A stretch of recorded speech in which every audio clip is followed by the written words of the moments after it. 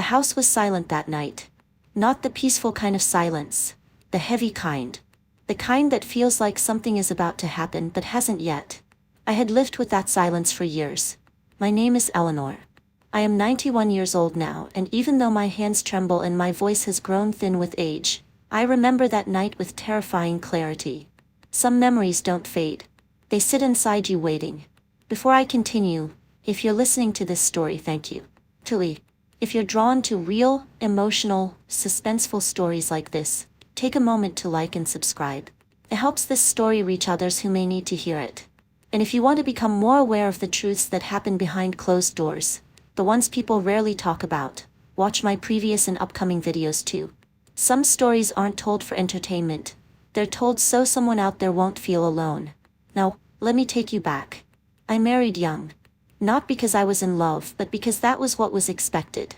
His name was Martin. People said he was a good man. Hardworking. Quiet. Reliable.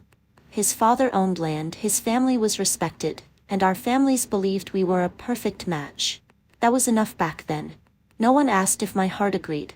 We married in the fall of 1957 in a small country church. I wore a lace dress that had belonged to my aunt. The reception had homemade food, laughter, and gospel music. Everyone smiled. Everyone said we would have a strong life. And we did, in the way people meant it back then. Not warm. Not joyful. Just stable. After the wedding, we moved into a small 3-room farmhouse on the edge of his father's land. No electricity. Kerosene lamps at night. Water from a well. Winters that crept into your bones. Days were full of work. Cooking over a wood stove. Washing clothes by hand. Fixing torn dresses. Waiting for harvest seasons to pass. Martin worked in the fields from sunrise until his shoulders sagged with exhaustion. He rarely spoke. Not unkind, just distant. We didn't argue. We didn't laugh much either. We simply lived.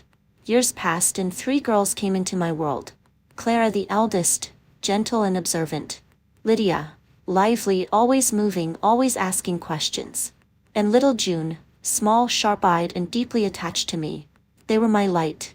My reason. My warmth in a life that often felt gray. But between Martin and me, there was always a quiet emptiness. No flowers. No, I love you. No long conversations at night. Just routine. For more than a decade that was our life. Until the night everything shifted. I woke suddenly. No sound. No nightmare. Just a feeling. The kind of feeling that grips your chest before your mind understands why. Someone was in the room. I didn't move at first. My body felt heavy, caught between sleep and awareness. Then slowly, carefully I opened my eyes. A figure stood beside my side of the bed. So, watching me. My heart slammed so hard I thought it might wake the whole house. For a moment I thought it was a stranger. A thief. Then the moonlight shifted. It was Martin. Standing there. Silent. Looking straight at me. He didn't speak. Didn't reach toward me. Didn't even blink, it seemed. Just watched. I wanted to ask what he was doing. My mouth opened but no sound came out. Fear had tightened around my throat. After what felt like forever, he turned slowly, walked back to the side of the bed and lay down. As if nothing had happened. I didn't sleep again that night. Morning came. The girls woke. Breakfast was made. Martin sat at the table eating like always. Quiet, distant, ordinary. No sign of anything strange. I told myself it had been a dream. It had to be. But the next night, it happened again. I woke before opening my eyes this time. My body knew. Someone was standing there. I opened my eyes slowly. Martin. Did. Same place. Same silence. Same unmoving stare. And again after a few minutes, he returned to bed without a word. This time I didn't convince myself it was a dream. And then it kept happening. Every night. Always the same time. 2:47 a.m. Not 2:40. Not 3 o'clock. Exactly 2:47. Days turned into weeks. Weeks into months. Each night I dreaded sleep. My body weakened. I stopped eating properly. My hands trembled when I cooked. I forgot small things. I felt like I was slowly dissolving inside my own home. The girls noticed. Clara watched me with worried eyes. Lydia grew quieter. Little June began clinging to my dress, refusing to leave my side. The house no longer felt safe. Even when Martin was out working, I felt like something unseen lingered in the air. I tried to explain it to myself. Sleepwalking. Stress. Exhaustion. But sleepwalkers don't stand still for minutes. They don't stare with awareness in their eyes. And Martin always remembered everything. Always functioned normally. Always spoke clearly during the day. There was intention in what he was doing. That was what terrified me most. Not madness. Purpose. One night I decided to pretend to be asleep. I slowed my breathing. Relaxed my face. Let my body go completely still. Time passed. Then I heard it. Soft footsteps across the wooden floor. He approached my side of the bed. Stopped. I could feel his presence above me. The warmth of his breath. Seconds stretched into something unbearable. I heard something new. A whisper. Broken. Shaking. I'm sorry. My heart stopped. I didn't mean for it to come to this. Silence. I had no choice. There was pain in his voice. Regret. Fear. I didn't move. I didn't breathe. I made a promise. God help me. My chest tightened so hard it hurt. And then, footsteps retreating. The bed shifted as he lay down again. That night something inside me changed forever. As I knew in that moment, this wasn't about me. It was about one of my daughters.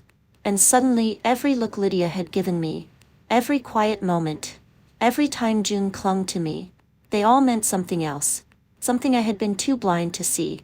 Fear moved out of my own body, and into theirs. And I realized, whatever Martin was doing at 2:47 every night, it was connected to them. If you're still here, still listening, thank you. Truly. Stories like this are not easy to tell. And they're not easy to hear either. But if you want to know what I discovered after that night, what truth shattered our home, and why that exact time returned night after night, stay with me. Watch the previous stories on this channel. Watch the ones that come next. Because some stories aren't just stories. They're warnings. They're awareness. And sometimes, they're the only voice someone has. The next night I didn't sleep at all. I lay in bed with my eyes closed, forcing my breathing to slow, every nerve in my body alert. Waiting for the clock I could not see to reach the hour my body now dreaded more than anything. Time seemed to stretch and twist in the dark. Every creak of the old farmhouse sounded like a warning, every rustle of wind against the walls like a voice whispering secrets I wasn't ready to hear. Then, as I had come to expect, soft footsteps moved across the wooden floor. Martin rose from the bed again. I felt the mattress shift beneath me and heard the floor groan faintly under his weight. My heart began counting before I could stop it. 1, 2, 3. He stopped beside me. The silence pressed against my ears, heavy and suffocating, but this time I forced myself to listen not just to him but to the house, to every small sound. Then I heard it, a faint rustle from the hallway. My stomach tightened. One of the girls was awake. I realized with a chill that Martin stood there for a moment longer, then slowly turned toward the hallway instead of back to bed. A cold wave washed over me, fear rooting me to the spot. I stayed still, straining to hear. The hallway door creaked, not our bedroom door but the girls'. My chest burned as instinct screamed to run, to protect, to stop whatever was happening, but my legs refused to move. Then, after what felt like endless moments, the door closed and Martin's footsteps returned. He lay down beside me and within seconds he was breathing deeply, pretending sleep. But I knew the truth. He was awake and every movement he had made carried purpose. Morning came like punishment. I moved through breakfast like a ghost, hands shaking as I poured coffee, my mind circling one question over and over. Which one? Which daughter had he gone to? Clara, the eldest, watched me quietly, her eyes full of unspoken worry. Lydia, the middle child, avoided my gaze entirely, her once lively expression muted and tense. Little June, the youngest, clung to my side as if my very presence could shield her from whatever invisible threat haunted our home. Martin ate calmly at the table, expressionless and ordinary, as if nothing at all had happened. I wanted to scream, to shake him until he told me, but I stayed quiet, forcing myself to maintain the fragile normalcy that the house demanded during daylight. Over the following days I began watching them, the girls, not with admiration, but with the vigilance of a mother desperate to see the hidden wounds that life or adults had imposed upon them. Clara maintained her routine, books, helping in the kitchen, gentle smiles. But her eyes followed Martin more often now and I could feel her unease. Lydia had changed most of all. She barely laughed, barely spoke, folding her arms around herself as if guarding some secret, protecting herself from something invisible. Little June refused to sleep alone, clinging to me at night, whimpering softly if I even shifted.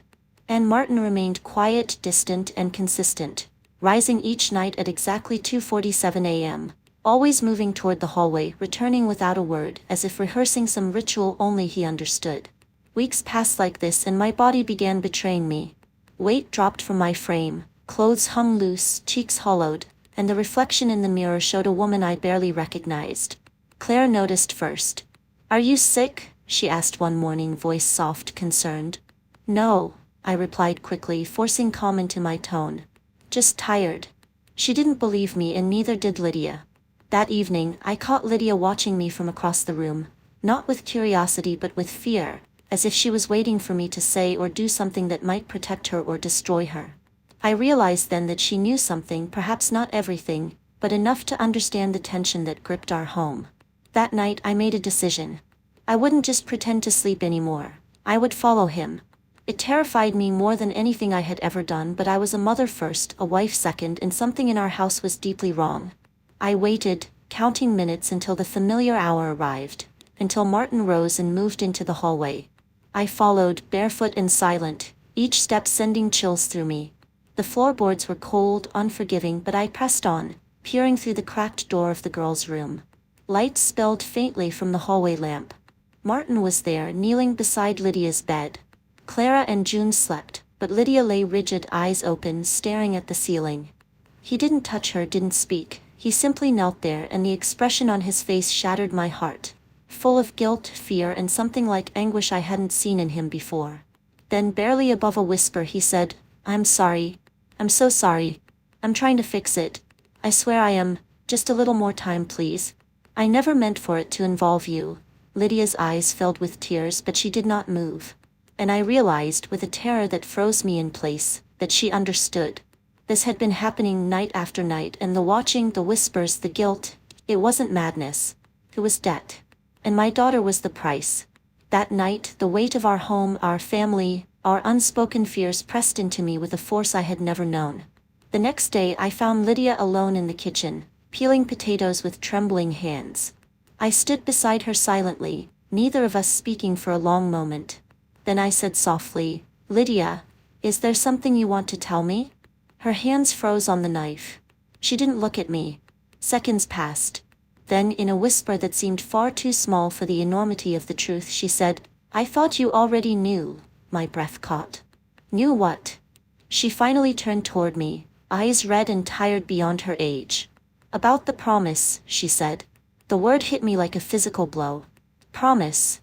I whispered. He said, "It's the only way to save us." The room spun. "Save us from what?" I asked, voice cracking. Her lips trembled. "From the man he owes." Silence filled the kitchen, heavy and suffocating, and in that silence, I realized with icy certainty that the watching at 2:47, the whispers, the guilt, it was all connected. The debt. And my daughter, my sweet Lydia, was part of the price. Fear had moved from my body into hers, and I knew that staying silent any longer would be a choice I could never forgive myself for. I had to act. That night I could not close my eyes. I lay in bed, staring at the ceiling, listening to the familiar sounds of the house settling around me, and counting every creak, every whisper of wind, every subtle shift that could signal Martin's movements. My mind replayed the moments from the previous night over and over. Him kneeling beside Lydia's bed, whispering apologies that carried the weight of a terrible secret, the silent understanding in her eyes, the cold dread that had settled deep into my chest. I knew I had to understand. I had to know the full truth, even if it meant confronting the darkness in my home. As the hour approached, I held my breath. 2:47. Exactly. The sound of soft footsteps echoed across the floorboards. Martin rose, silent as always, and moved toward the hallway. My heart pounded and I slid out of bed barefoot, careful not to alert him. The hallway stretched before me like a corridor of fear, each step sending shivers up my spine. The dim light from the lamp barely reached the floor, casting long, trembling shadows. I followed him at a distance, keeping myself pressed to the wall, observing every movement, every small detail, like a hunter tracking prey but terrified of what I might find. He stopped outside Lydia's door. I pressed myself against the wall, peering through the crack. He knelt beside her bed again. Clara and June slept soundly, unaware of the tension that had become a nightly ritual in our home. Lydia lay still, eyes wide, watching him without fear this time, though her small body trembled slightly. Martin's voice barely rose above a whisper, yet every word was heavy with guilt and urgency. "I never meant for it to involve you," he murmured. "I'm trying to fix it. Just a little more time, please." I held my breath, heart aching, knowing that my daughter understood the weight of this secret far more than I ever could have imagined.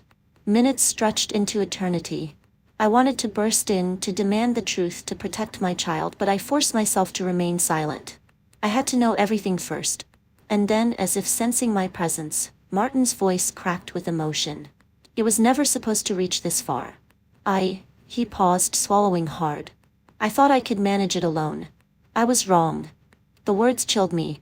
Manage what? I whispered to myself, but the walls swallowed my voice. Martin rose slowly, his figure tall and dark in the dim hallway, then moved toward the living room.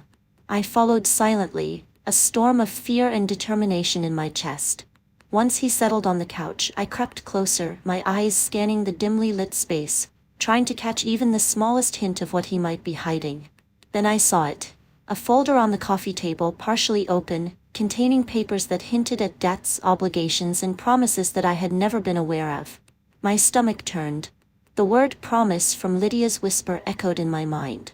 My heart raced as I realized the depth of the secret.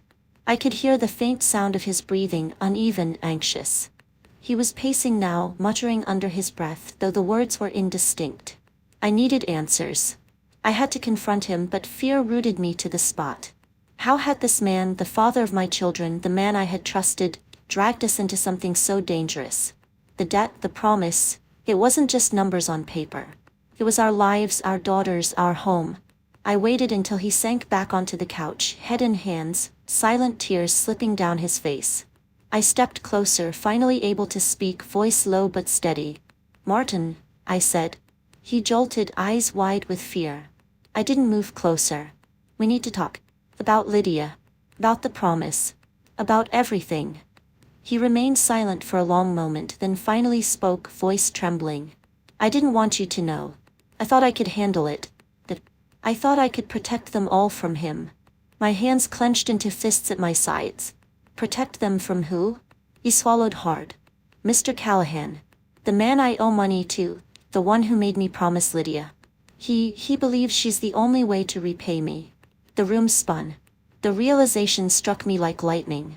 My daughter had been placed in danger because of a debt, a gambling debt that had nothing to do with us, and Martin had tried to shield us all while sinking deeper into a lie that now threatened everything. I moved closer, kneeling in front of him, hands shaking. "We cannot stay here," I whispered. "We cannot let this continue. Lydia, the girls, us, we have to leave. Tonight." His face crumpled with guilt and fear. "Where would we go? What can we do? There's no money, no plan. We'll find a way," I said, voice firmer than I felt. "We will protect them. That is all that matters." Hours passed in silence, planning, whispering, mapping escape routes in the dim light of the living room. I instructed Martin to stay in the bedroom, to make it appear as though he had gone to sleep, while I would prepare the girls. Every small task was calculated, precise. Every movement measured. The weight of the secret, the promise, and the danger pressed down on me, yet I felt something I hadn't in months: purpose. A resolve to reclaim safety, to fight for my children no matter the cost. By the time dawn threatened to spill light into the windows, the plan was in place. I had packed what I could carry for the girls and myself. A few clothes, essentials, enough cash to reach our first stop. Martin still lay in bed, silent, exhausted, unaware that his complicity had nearly cost his family their lives. The girls slept fitfully, blissfully unaware of the storm gathering outside their small, fragile world. And as I looked at them, my chest ached with fear, love, and a determination so fierce it burned. That morning nothing would be ordinary. That day we would step into uncertainty, but we would do it together. And I would not let anyone, not debt, not promise, not fear, take my daughters from me.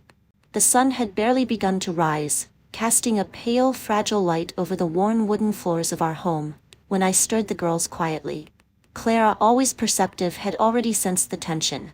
She sat up immediately, eyes wide, scanning the room. "Mom, what's happening?" she whispered. I shook my head slightly, motioning for silence, then moved to Lydia's bed. The middle child's small body trembled as she clutched her blanket. "It's time," I said softly, voice firm despite the quiver inside me. "We're leaving. Now." Little June, the youngest, clung to me without protest, sensing the gravity of the moment even without understanding all of it. I packed the last of our essentials into a small bag. A few clothes, some bread, the little money we had managed to save, and a worn journal I had begun keeping secretly, documenting everything. The fear, the deceit, and the secrets we had uncovered. Every item placed into that bag felt like a lifeline, a small piece of control in a world that had been slipping away from us. I glanced at Martin, still asleep in the bedroom, exhausted from his restless nights. Part of me wanted to wake him, to demand he come with us, to force him to take responsibility for the danger he had allowed. But another part, the stronger part, knew that he was no longer the man I could rely upon. He had made choices, secret promises that endangered our daughters, and now he would have to face the consequences on his own. We slipped out the back door, careful not to make a sound, each step on the damp grass echoing in the still morning air. Clara took the lead, carrying a bag, while Lydia followed close behind, silent tears streaking her cheeks. I held June's small hand tightly, feeling her heartbeat against mine, steady and trusting despite the fear I knew she carried. The farmhouse receded behind us, a place of memories now tainted by secrets and danger. Every familiar creak of the porch, every shadowed corner felt like it was trying to pull us back, but we moved forward, determined to escape the past that had held us captive for so long. Our first destination was the bus station in town, a journey we could make on foot to avoid attracting attention. The path was long, winding through fields still damp from the early morning mist, and every sound, crows cawing, the wind rustling through the tall grass, distant roosters crowing, set my nerves on edge. I imagined Martin discovering our absence and the rage that would follow, but I refused to look back. Our safety depended on moving forward, fast and silently. Hours passed and fatigue began to weigh heavily on us. The girls whispered questions that I answered softly, carefully choosing words that would protect their innocence while keeping them informed enough to understand the seriousness of our flight. Clara carried the heaviest burden, her young mind processing fear and responsibility simultaneously. Lydia, quiet and tense, seemed to shrink with every step, yet I could sense her growing resolve, the realization that she too could play a role in protecting herself and her sisters. Finally, as the sun climbed higher and painted the horizon with streaks of gold and pink, we reached Mr. Banks' house. He was an older man who had always been kind to our family, a figure of trust in a world that had become increasingly dangerous. When he opened the door, his eyes widened at the sight of us, me, disheveled and exhausted, clutching June's hand, and two girls behind me who looked as though they had walked through fire. I explained briefly, hurriedly, that we needed to reach the bus station in Atlanta, that Martin could not follow us, and that our lives depended on moving quickly. Without hesitation, he ushered us inside, offered water and bread, and arranged for a ride to the station. His calm efficiency and kindness were a balm to my frayed nerves. The ride to the bus station was tense and silent. The girls stared out the window, taking in the unfamiliar streets, the bustling townscape that seemed both frightening and full of possibilities. I kept my arm around June, whispering occasional reassurances, while Clara and Lydia exchanged quiet glances that spoke volumes, of fear, of determination, of the unspoken bond forming in this shared struggle. Every mile brought us further from the farmhouse, from the danger, from the past, but the weight of uncertainty pressed down on me. What would happen next? Could we truly outrun Martin's mistakes, the debts, the promises, the men who had placed a price on my daughter's life? At the bus station, I purchased tickets to Atlanta, securing the first step of our escape. The girls and I huddled together on a bench, clutching our bags and each other, waiting for the moment that would take us into the unknown. The bustle of travelers, the steam from the engines, and the sharp whistle of departure filled the station with life, yet I felt suspended in a fragile bubble of fear and hope. We were leaving everything behind, the only home we had ever known, the familiarity of our routines, even the memory of Martin's presence. But we were stepping toward survival, toward freedom, and toward the chance to reclaim our lives. As the bus doors opened and we climbed aboard, I felt a mixture of relief and trepidation. The girls sat close, holding my hands tightly, and I whispered promises I hoped I could keep. That we would be safe, that no harm would come to them, that we would build a life together without fear. The engine roared to life, and the bus began moving, carrying us away from the shadows of our past and toward the possibility of a future shaped by our courage, determination, and love. And as the city skyline appeared on the horizon, I realized something profound. This journey was not just a flight from danger, but a first step toward reclaiming power, voice, and hope for the first time in years. Whatever challenges awaited us in Atlanta, we would face them together, and no one, not debt, not promises, not fear, would control the lives of my daughters again. The city of Atlanta rose before us like a promise of safety, yet I could feel the weight of the past clinging to my shoulders. The bus hissed as it slowed to a stop near the station, and I gathered the girls close, whispering reassurances I hoped would reach their hearts. Claire looked up at me, determination in her young eyes, and Lydia gripped my hand so tightly that I felt every ounce of her fear. June, the youngest, clung to my side without a word, sensing that this day would change everything. I had left the farmhouse, the debt, and Martin behind, but there was one final obstacle: Silas Callahan, the man who had sought to claim my daughter's future as payment for a debt that was not ours. We moved quickly through the streets, blending in with the early morning crowds, until we reached my sister Eva's house. It was modest but welcoming, with freshly painted shutters and the scent of warm bread lingering in the air. Eva greeted us with wide eyes and immediate concern. I quickly explained the situation: Martin's debt, the promise made under duress, and the danger that still shadowed Lydia. Eva's eyes blazed with anger and determination. "We'll fix this," she said firmly. "No one touches your girls. Not now, not ever." Her strength gave me a new resolve. We devised a plan to confront Silas, to reclaim control and ensure that Lydia's future could never be threatened again. The three of us, Eva, the girls, and I, prepared for the confrontation with care, drafting letters, collecting evidence of Martin's debts and Silas's manipulations, and strategizing how to present our case to anyone who might intervene on our behalf. I knew the risk was high, but inaction was no longer an option. Fear could not dictate the course of our lives. When we arrived at Silas Callahan's estate, the air was thick with tension. The grandeur of the mansion and the menacing presence of guards could not intimidate me. I walked up to the door with the girls at my side, clutching their hands tightly. My voice was firm as I announced our presence. "I am Harlow Benson, and these are my daughters. We are here to cancel the promise made under duress. Lydia's future belongs to her and no one else." Silas met us with a smug smile, attempting to belittle our determination, but I stood unwavering. "Your threats, your money, and your documents do not control my daughters. Lydia will not be married to anyone without her consent. Ever." Eva stepped forward, supporting my words, and Silas faltered slightly, realizing that our resolve could not be intimidated. We presented the evidence, the correspondence, the proof of the forced promise, and the leverage Martin had lost through his recklessness. Hours passed as we negotiated, standing our ground against Silas's attempts to manipulate, threaten, and intimidate. At last, with a begrudging nod, he withdrew, knowing that continuing the fight would bring public exposure and ruin his reputation. I felt a wave of relief wash over me as the immediate threat lifted. My daughters were safe. Our family could finally breathe. Returning to Eva's house, I held each of the girls close, tears streaming down my face. The ordeal had left us exhausted, shaken, but alive and free. For the first time in years, I felt a glimmer of hope. The bonds between us, strengthened by fear, courage, and unwavering love, were unbreakable. I knew that this moment marked the beginning of a new life, one where our choices, our safety, and our happiness were in our own hands. As weeks turned into months, we built a new routine. The girls attended school, laughter returned to our home, and I found work that allowed me to support us independently. Every day was a step away from the shadows of the past and toward a future that we could shape with courage, determination, and love. I often reflected on those nights when fear had gripped me at 2:47 a.m., realizing that the terror I felt had also sparked a strength I never knew I possessed.